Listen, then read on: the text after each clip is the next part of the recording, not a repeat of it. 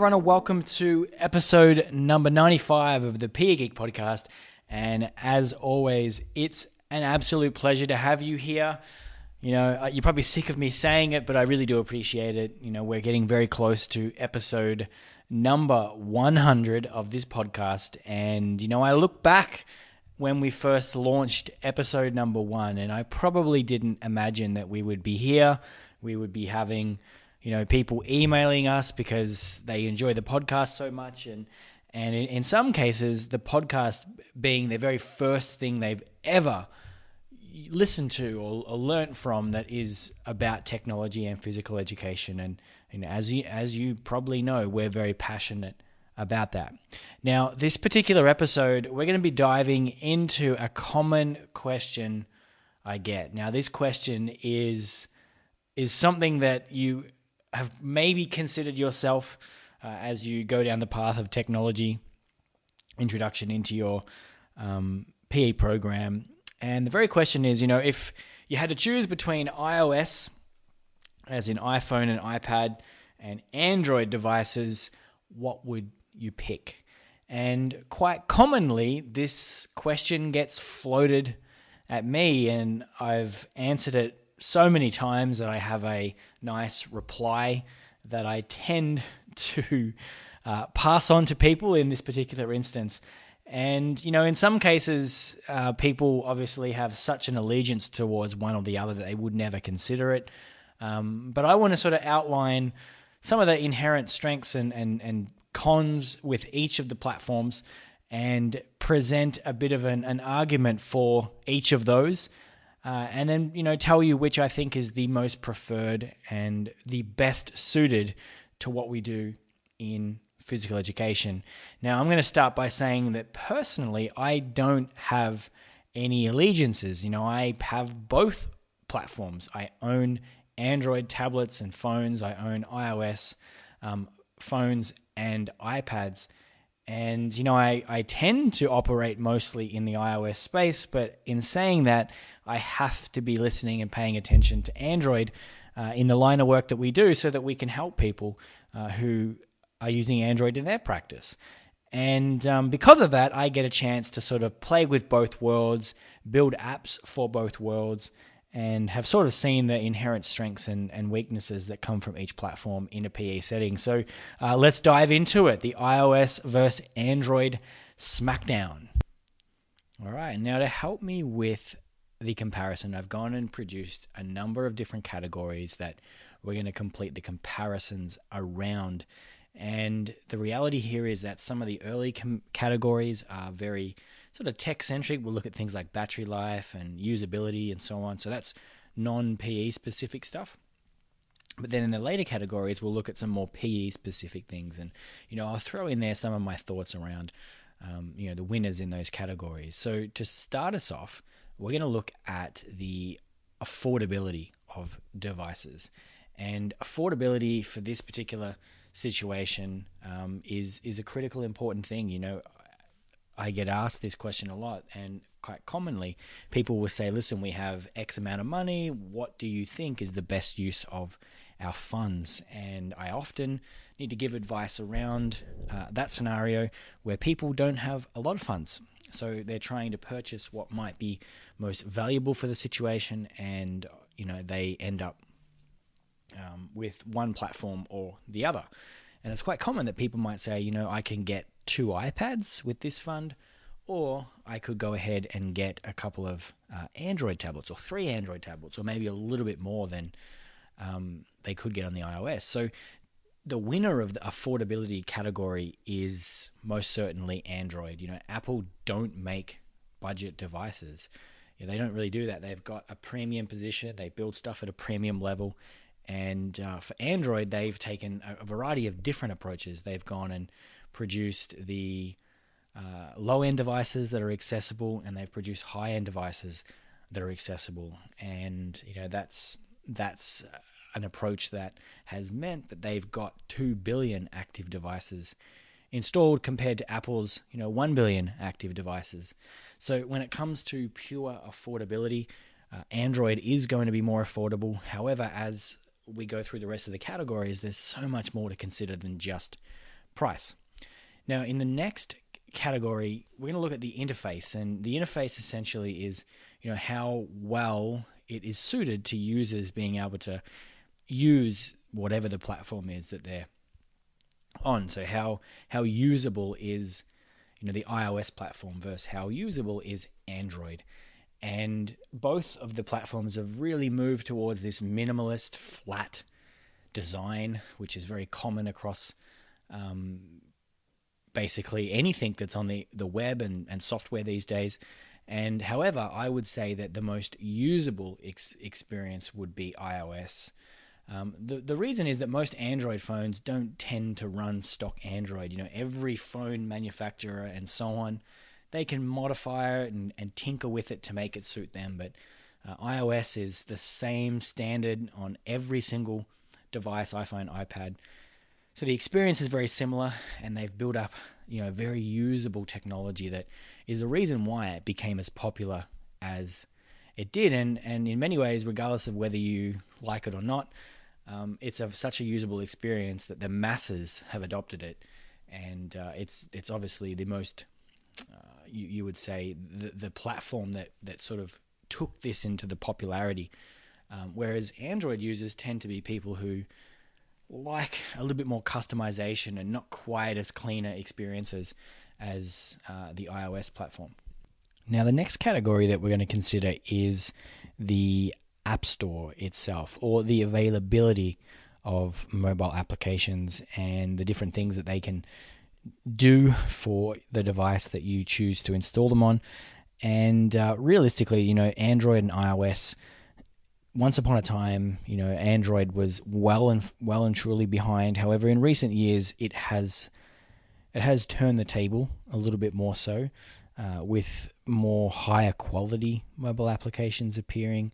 But still, the winner on this front is the iOS platform, because it still is far more lucrative platform for developers to build on, and it's much easier to do so. So typically, newer apps such as the newer PE apps and a lot of the things that we talk about on this website, they end up on iOS platforms first, and then might end up in the Android spaces. But this has started to change. Typically these days, we start to see if an app is really popular and really successful, it will appear on Android. Or if someone is trying to really transform how we do something, they will be available on both. But there's a lot of brilliant applications in the PE space that simply have no Android equivalents, or the Android equivalents that they have are simply not quite as powerful.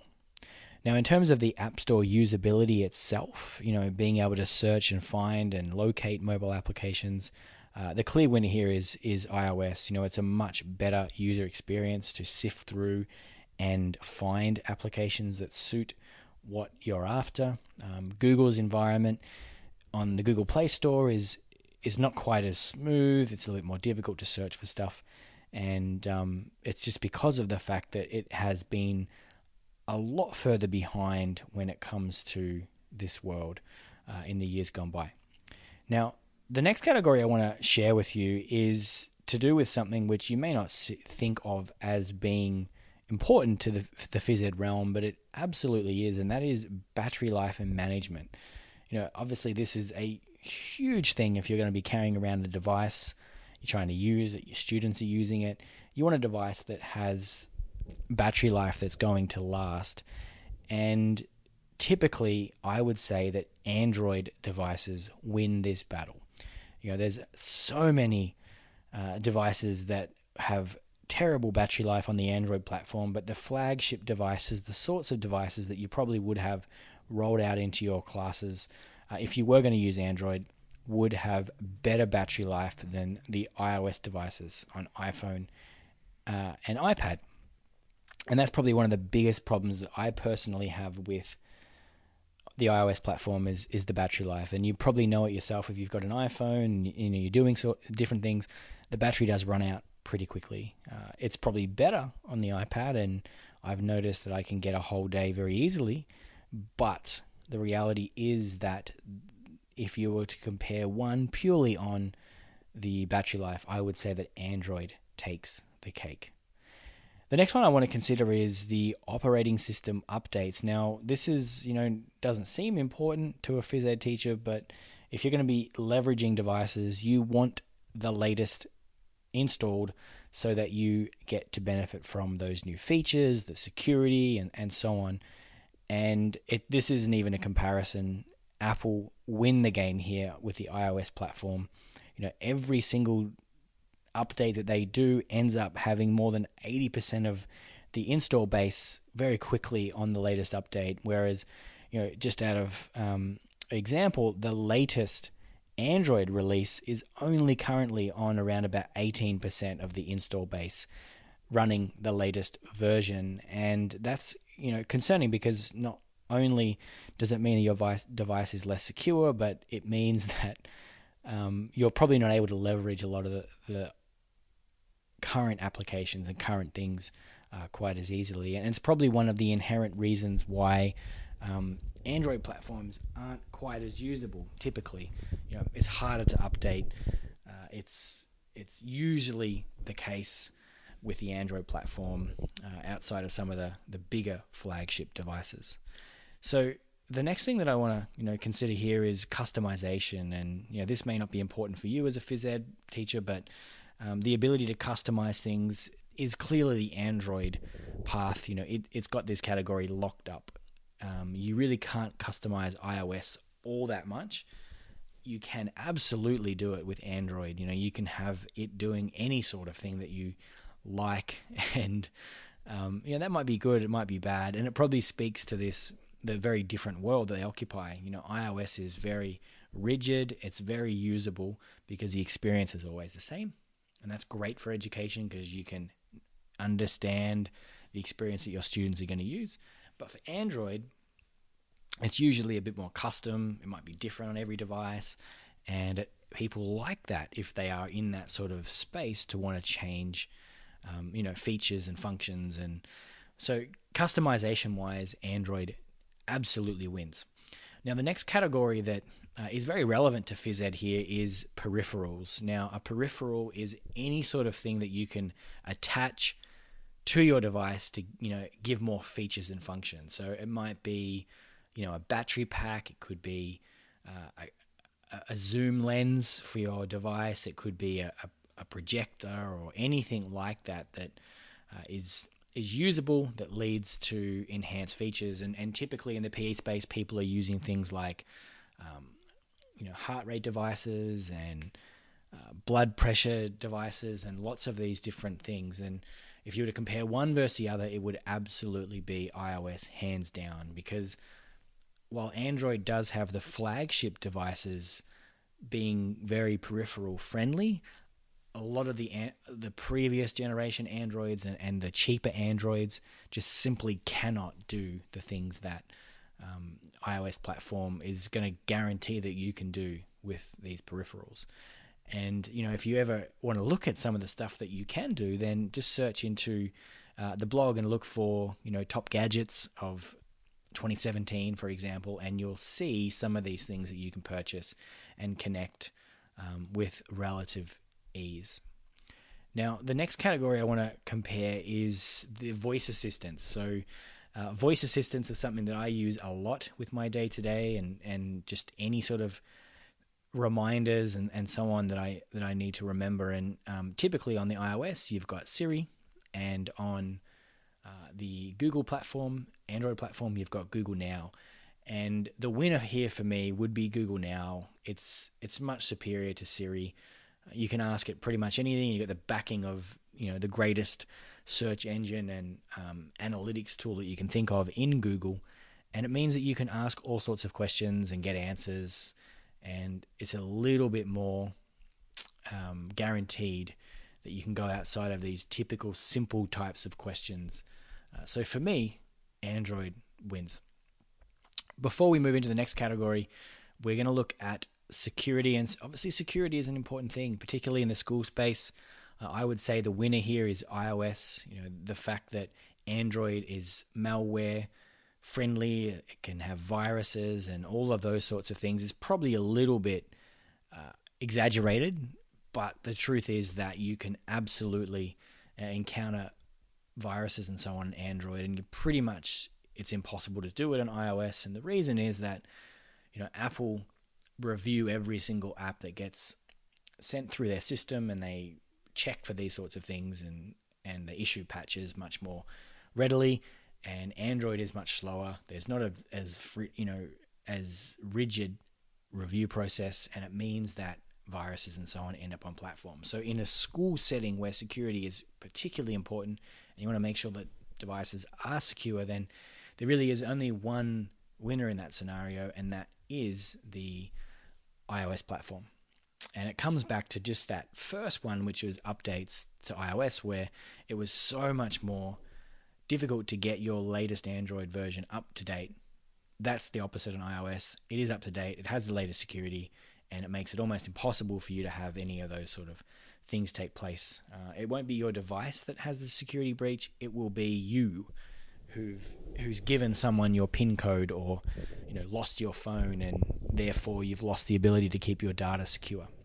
Now we're going to move on to more PE-centric categories now. I'm going to start with the camera.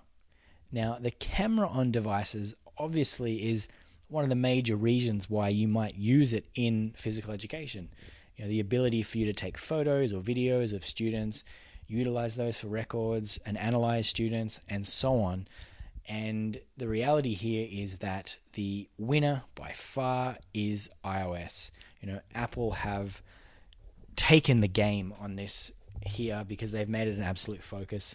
The 12 megapixel camera in sort of the iPhone 7 era has really surpassed most of the devices that are available on Android, bar some of these high-end camera type, more heavy Android phones that have maybe even more megapixels.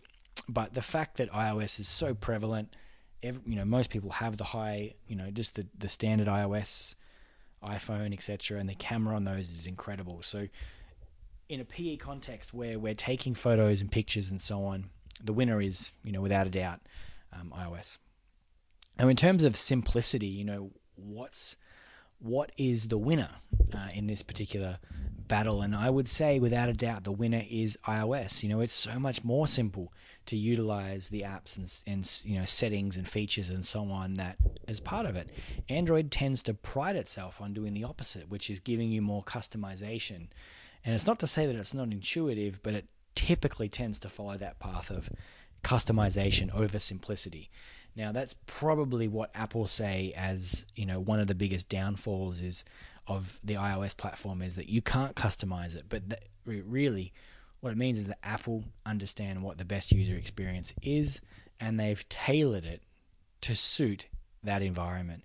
And it means that you can pick up any of the devices and have the same user experience. Very simple. It's designed to be intuitive and without you needing to think about or have a manual or any of those sorts of things. Just pick it up and use it. And that has a massive level of importance when it comes to me picking a device. It needs to be simple. We can't have complex things in education because obviously they take away from time spent, doing whatever it is that we're doing. Now, the next three categories I would say are more relevant to education. There may be some of the others, but school management is a incredibly important, thing to think about. If you have a fleet of devices at your school and you want to be able to provide a situation for those to be managed, the winner here for me is iOS. They've gone and done a lot of work recently with making Classroom, or Apple Classroom as it's called, where you can have shared devices and kids have a login for the iPad so that they can get their work. It's stored separately from the other student work, because typically iOS devices and Android devices are seen of as individual owners. So having shared devices has always been a big problem on these sort of tools. And a lot of schools do that. They get a fleet of iPads and they try and hand them over to kids, and they realize that the management of the content on that is a huge problem. And that's why this Apple Classroom environment has been hugely popular, because it sort of makes that a thing of the past where you can set up Apple Classroom. Your students, obviously then get the ability to be able to be in a class, and you've got particular apps that you can guide them through. You can lock down certain apps. You can see the screens of what people are working on and what they're, meant to be doing as opposed to what they're not doing. You can assign shared iPads to students and focus and pause student work, get their attention, receive documents and send documents and integrate nicely with Apple TV. So it used to be difficult, but now it's so much easier to facilitate Apple devices in a school. If you've got multitudes of devices, then you can have them bought from one master account, and then the devices the apps roll out to all those sub devices, whereas previously it was a mess. So the winner here now is absolutely iOS. Android has some similar opportunities with delivery of apps, so that you can install a application on a master account and it goes out to all sub accounts, but you're required to have Google Apps for Education then, and it's just not quite as seamless as the iOS version. So if you wanted a system that was super simple for kids to manage, then you would pick the iOS platform. However, in saying that, if your students are coming to school and they've got their own devices and you're not managing them, then it's probably not as important. So it really depends on the approach that you take, whether it's school-owned issued devices and you wanted to manage them, or whether it's more bring your own device and you're just going to bring that into the classroom and it can be whatever platform you like. Now, the next category is PE apps in particular, and which platform has more PE apps that are friendly for what we do here. And there is no real competition in this. It is iOS. You probably knew that already before we started this, but if you're buying a device so that you can leverage the PE apps that are available, you're going to find that there's just so much more on option when it comes to the iOS platform. That's not to say that you can't do anything with the Android platform, but thinking back to what we spoke about earlier, usually the really popular apps end up on both, but that's not a guarantee. I can think of a ton of applications that are on iOS that are fantastic that are not available on Android, and as much as I'd love to be able to use them, I sort of haven't promoted them as much as possible because of the fact that they don't have their equivalents in Android spaces. And it's difficult. The greatest example I can think of is iDossio. It's a tremendous record-keeping tool, doesn't have an Android equivalent. I don't know if it ever will. And that's the same for many apps. Some of the apps that we built for our own app development company, they also don't have Android equivalents. And it's not because we didn't want to build them for Android, it's because it's not quite as lucrative to do so, and it's quite expensive to do so, and the user base isn't quite there, and it just is a perpetuating sort of problem, because when there's less apps, then people invest in one platform and it becomes more enticing to build on that, and then obviously it breeds even less and less. So obviously it has changed. Once upon a time, I would even never recommend Android because there was nothing. But there is now. Some of the most common apps that we use in our workshop have direct Android comparisons. So if you've ever been to a PE Geek workshop, you'll probably notice that all the apps that we use are pretty much available on Android. And that's great. You can get a lot of stuff done. But if I had to pick one purely over the PE apps, it wouldn't be Android. It'd be iOS. And this leads into the final category before I make my decision. And PE training is a super important thing. Obviously, if you've got all of this content flowing through and you've got all these different ideas and apps, you need training around how to use those things. And you're at the right place for that, because that's all we do, help you utilize technology in phys ed. But in terms of picking a device over the availability of training, it would be iOS again. Obviously you can come to the PE Geek workshop regardless of whether you've got an Android or an iOS platform. But as I look around all the list of other things that are offered and what people talk about and the videos they make and the different conversations that are being had, is an overwhelming support for one platform, and that's iOS. There's only a handful of people that talk about Android. We've got some webinars and so on that are Android friendly, and we definitely make Android content. And as I said, our workshop has Android. But realistically, I would say 70% of the training and work that we do is iOS friendly, and about 30% of it would be Android specific. And that really sort of reflects what I believe about the winner in this scenario, and it's probably no secret, it is iOS. Now, there's a few caveats here. I mean, if you're looking for the ultimate phys ed device, then there's really only one outcome in my mind, and that is to pick the iPad iOS platform and use that. But if you're looking for a general purpose device and you're going to use some PE scenarios and PE apps, then an Android is totally fine. But I would only say that you should pick the higher end devices. Don't go for the cheapest because it's the cheapest and you can get more. I'd rather have 2 or 3 devices than 10 devices that cost nothing and do nothing. So it really sort of depends on your situation. If you want to be specialist PE and using all the PE apps that we talk about and getting the benefit of the management and the simplicity and the cameras and the training and so on, then you're going to pick the platform that makes the most sense with.